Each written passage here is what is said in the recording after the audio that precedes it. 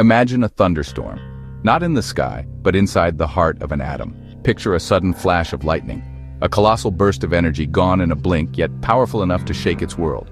This is an extreme nuclear transient, a violent, breathtakingly fast event on a nuclear scale. Unlike the steady burn of a nuclear reactor, these are the universe's own fireworks, exploding with unimaginable force in a fraction of a second. Our world runs on seconds and minutes, but in the atomic realm, a nuclear transient unfolds in microseconds or even nanoseconds, a millionth or billionth of a second. If you stretched a second into a year, a nuclear transient would be a flash lasting less than a minute. It's a burst of raw power, born and gone before we could ever sense it, leaving only its consequences. These events are the universe's ultimate sprinters, energy unleashed all at once. Chemical explosions like TNT are powerful, but a nuclear transient taps into the forces binding the nucleus itself. The difference is like a breeze versus a hurricane. This is the scale of power we're trying to comprehend, a force that rewrites the rules in an instant. Join me as we journey into the heart of these cosmic lightning bolts. We'll explore what triggers them, what happens in their fleeting existence, and why we're so compelled to study them. Understanding these events reveals the fundamental laws that govern everything, from the tiniest particle to the grandest star. So, what is an extreme nuclear transient? At its core, it's a rapid, uncontrolled release of nuclear energy. Think of a nuclear reactor as a carefully managed fireplace, steady, predictable. An extreme nuclear transient is like dumping an entire forest's worth of gasoline-soaked timber onto that fire at once. The result isn't warmth. It's a catastrophic fireball, a surge of power that consumes its fuel in a fraction of a second. The key words, extreme and transient. It's a momentary pulse of immense activity, not a continuous state. Power levels spike to astronomical heights, far beyond what any man-made system can handle. Imagine the energy output of a city released in the time it takes for a camera flash, or a dam vanishing, unleashing a lake in a single devastating flood. These events aren't just about raw power. They fundamentally change matter's state. Temperatures and pressures soar to those found in stars. Material vaporizes, becomes plasma, and is hurled outward. It's a process of total transformation, driven by the strong nuclear force.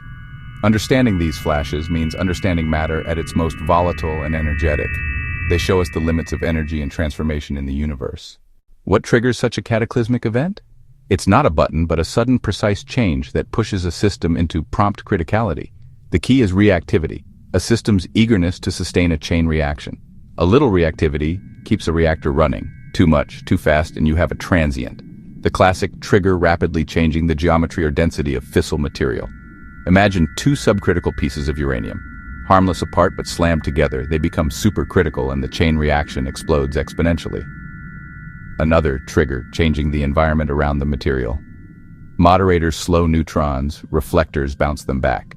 Suddenly, adding a reflector is like focusing all the heat onto a pile of embers, igniting a roaring fire. A sudden change in moderation or reflection can initiate a transient. Ultimately, it's a loss of control, a mechanical failure, a miscalculation, or an unforeseen change. Nuclear systems balance on a knife's edge. The trigger is the gust that tips them over.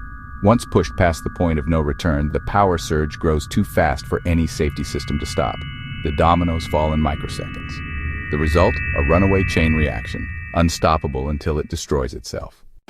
Once triggered, what happens inside this atomic inferno? The material becomes supercritical and the chain reaction climbs exponentially, each generation of fissions releasing more neutrons, more energy in fractions of a microsecond. Temperatures soar to tens of millions of degrees, vaporizing solid metal into a plasma. Pressure builds to millions of times atmospheric pressure, blowing the material apart in a powerful shockwave. This self-destruction is what stops the reaction. Expansion lowers density, neutrons escape, and the system becomes subcritical. The entire nuclear event is over in less than a microsecond.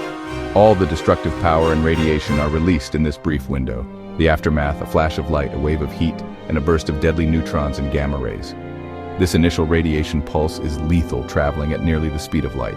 The event leaves a bubble of superheated vapor, expanding outward, a violent testament to atomic power.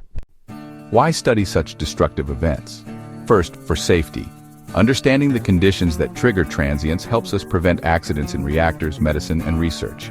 By studying worst-case scenarios, we learn how to design systems that stay far from danger. These events also create unique conditions, temperatures and pressures like those inside stars, offering a rare laboratory for fundamental physics. They let us glimpse the environments of supernovas and test our models of matter under extreme conditions. This research is vital for stockpile stewardship, ensuring nuclear deterrence remains safe and reliable without full-scale testing. Small-scale experiments validate computer simulations, helping us manage aging materials safely. And there's the quest for knowledge. We're driven to understand the ultimate limits of energy and speed.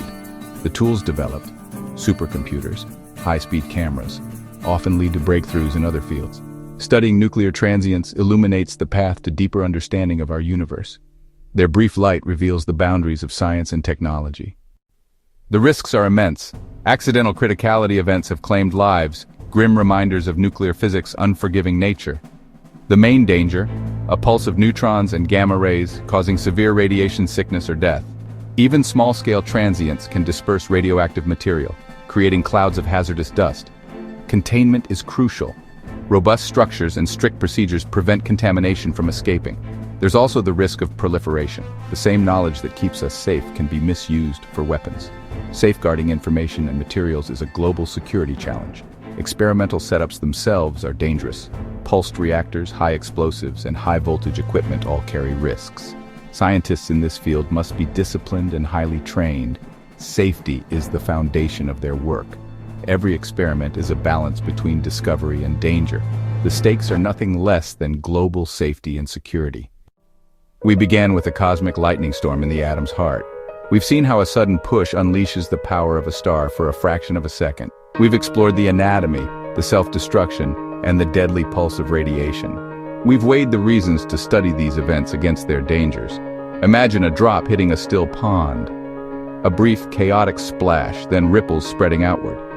The event is fleeting, but its effects, energy, elements, knowledge, and caution, are the ripples that shape our world. They remind us that immense power often hides in the smallest spaces, waiting for the right conditions. Our exploration ends, but the ripples continue, challenging us to be careful, curious, and humble. Understanding these forces is not just for knowledge, but for survival and stewardship. The echo of that atomic flash is a message: the universe is powerful and beautiful, and we're only beginning to listen. If you enjoyed this video, then why not hit that like and subscribe to the channel?